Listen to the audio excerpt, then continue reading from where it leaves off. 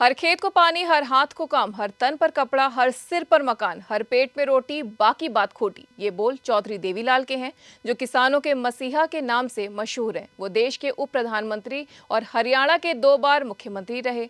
आज 25 सितंबर को उनकी जयंती है। उन्होंने हरियाणा का निर्माता भी कहा जाता है। चौधरी देवीलाल भारतीय राजनीति के दिग्गज, किसानों के मसीहा, महान स्वतंत्रता सेनानी, राष्ट्रीय राजनीति के भीष्म पितामह, करोड़ों भारतीयों के जननायक थे। उन्होंने हमेशा कमजोर वर्गों, किसानों, मजदूरों, गरीबों एवं बेसहारा वर्ग के लोगों के लिए लड़ाई लड़ी। मरणोपरांत भी उनका कद भारतीय राजनीति में बहुत ऊंचा हुआ। उन्होंने एक बार प्रधानमंत्री का पद भी ठुकरा दिया था। वो अपने स्वभावानुसार पूरे ठाठ, जुझारूपन और दबंग अस्मिता के साथ जिए। उनका देशी लहजा और बेबाकी से अपनी बात रखने का अंदाज जग जाहिर था। चौधरी देवीलाल अक्सर कहा करते थे कि भारत के विकास का रास्ता खेतों से होकर गुजरता है।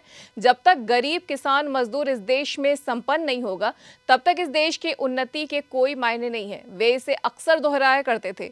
अपने इस लक्ष्य को पूरा करने के लिए वो अपने कार्यकाल में अंत तक संघर्ष करते रहे। वे उन नेताओं में से थे जिनकी सोच थी कि सत्ता सुख भोगने के लिए नहीं, बल्कि जन सेवा के लिए होती है। यही कारण था कि उनका सम्मान सभी पार्टियां करती थी। ताऊ की आजादी से लेकर राजनीतिक तक किंग मेकर की भूमिका रही।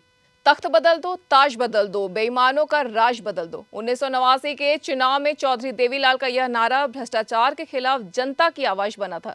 आज भी उनके भाषण देश प्रेमियों को खूब भाते हैं। चौधरी देवीलाल के राजनीतिक करियर पर नजर डालें तो उन्होंने साल 1952 में पहली बार कांग्रेस के टिकट पर विधानसभा चुनाव लड़ा और जीत हासिल की। हालांकि विधानसभा में मिली जीत को वो लोकसभा चुनाव में नहीं दोहरा पाए।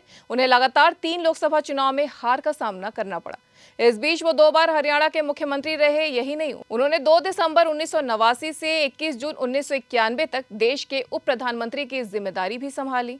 देवीलाल ने साल 1996 में इंडियन नेशनल लोकदल की स्थापना की। इसके बाद वह साल 1998 में राज्यसभा के सदस्य चुने गए। साल 2001 में जब वह राज्यसभा सांसद थे तो उनका निधन हो गया। उनके निधन के 23 साल बीत जाने के बाद आज भी लोग उनके भाषणों की चर्चा करते हैं।